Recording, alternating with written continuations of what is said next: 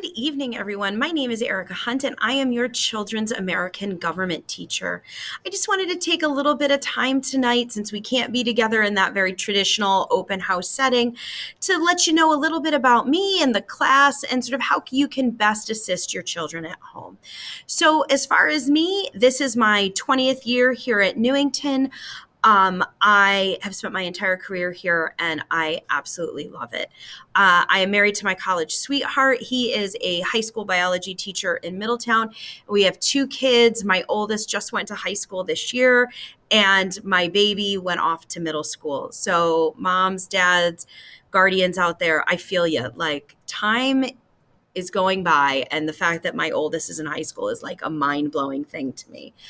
So let's talk a little bit about government class. One of the things that I love about teaching this course, and my sort of goal for your children, is I want them, when they are out in the world, when they are voting, when they're participating in civic life, that they know enough about how our government works, that they know what impact they can make, how to make it, and more importantly, they know what other people can do. So for me, that involves knowing our Constitution, knowing what rights do you have.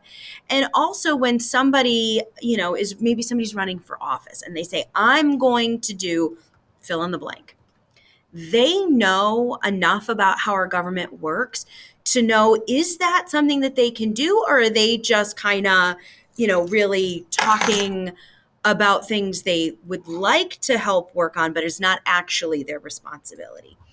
So throughout the course right now, we're in those initial stages where we're looking at what kinds of governments exist, and then what kind of government do we have. Then we're going to take a deep dive into the Constitution. We're going to spend a lot of time looking at that. I think it's very important.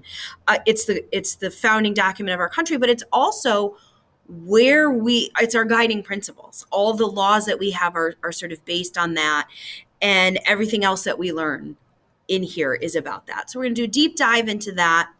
We'll do an exploration of political parties, where I'm going to let your children do a little exploring and see, what are their feelings on politics? Where are they on a political spectrum? Meaning, are they more liberal or conservative? We'll take a look at the 2 major parties in our country, sort of see what their main guiding principles are. And then we're going to explore third parties, which, although we don't have a strong third party system here in the United States, it's important to know there are other options than our 2 major parties. And then we end the course going with the 3 branches. What does each branch do? What are they responsible for? And what role do they play sort of in our daily lives as citizens? One thing that I've encouraged the kids to do, and I'm also going to at home would love some support on this. I'm going to talk a lot about current events, and it's important for the kids to know what's going on and what is our role in that, and how does our government fit into that. So there'll be times where their homework might be to watch the news. And again, that all depends on like what's happening in the world. If we were in an election year, then it's going to be very heavy in what we're looking at, like last November was, but a little different maybe this year. I also want to encourage you to talk to your children about what are your views and what are your beliefs as they begin to explore theirs. And I tell the children this in sort of open book. Everybody has their thoughts on politics. Everybody has their feelings. But that doesn't mean we can't have a respectful dialogue. And that's what I've asked of them, is that when we get into it and as we explore political parties, that we look at what are all of the views. Let's talk about them. And we can disagree, but we can do that in an appropriate way. Because I don't know many people that would argue that having a conversation about differing political views or viewpoints and having a respectful discussion is a bad thing. So we're going to try and work on that. And I'm going to encourage them to do a deep dive into what political party they might affiliate with and what things do they gravitate to. And maybe is there a third party that connects with? And what I tell them is, of course I have political views. Everybody does. But my political views have no bearing on how I view them as a student, or whether it's not a right or wrong. That's sort of what democracy in our world is about. So as a parent, I want you to know that I make that promise to you as well, that when we talk about it, it's going to be a respectful dialogue, but we can't have a government class and not talk about politics. I know some people shy away from that, but in this classroom, it's sort of a safe space. At least that's how I feel.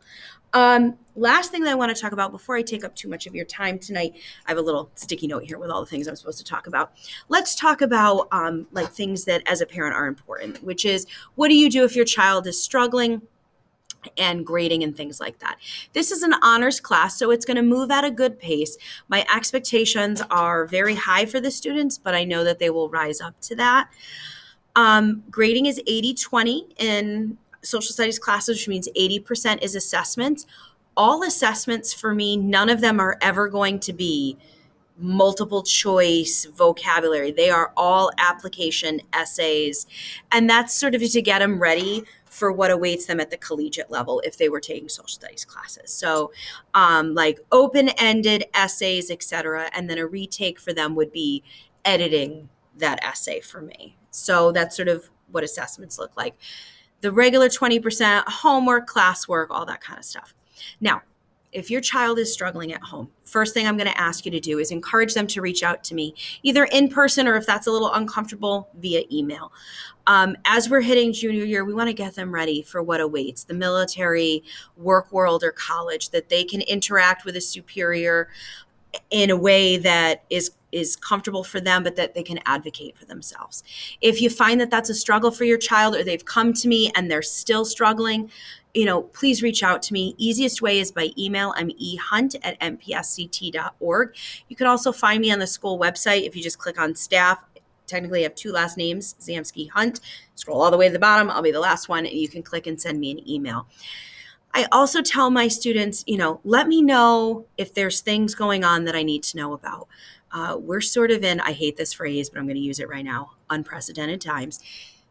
There are things going on with our kids that may be impacting them at school that I'm not aware of, and that if I was aware of, I could help them. With maybe they need help with time management. Maybe, there's issues trying to manage stuff. Maybe there's something going on at home. Maybe there's something going on here. Please encourage them to reach out to me. If you have any questions, please reach out to me. I hope this has shed a little light on what we're going to be doing here in American government. And again, sort of open door policy or open email policy. I'd love to hear from you at any time. Please let me know if you have any questions. And I know that your children and I will have a wonderful semester together. Have a great evening, everyone, and stay healthy.